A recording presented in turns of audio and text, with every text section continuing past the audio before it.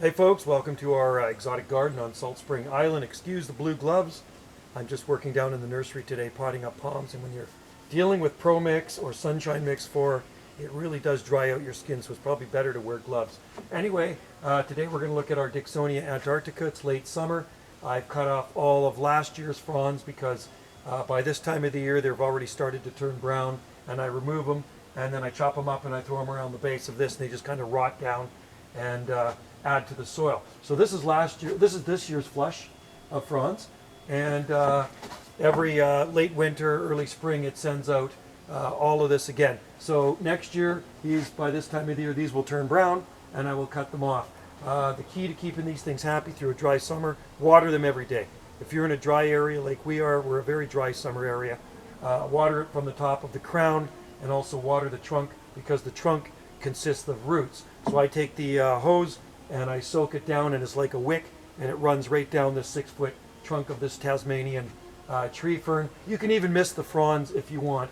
At this latitude, 48 degrees north, you can grow these in full sun, but just make sure it does get that ample irrigation, because they too tend to dry out and burn along the edges, and you may even lose a few fronds in the summer months. This one's growing in an alcove, a northern zone 9A climate here, and we're about 900 feet or so from the Pacific Ocean on that side, and not very far from the Pacific Ocean on that side.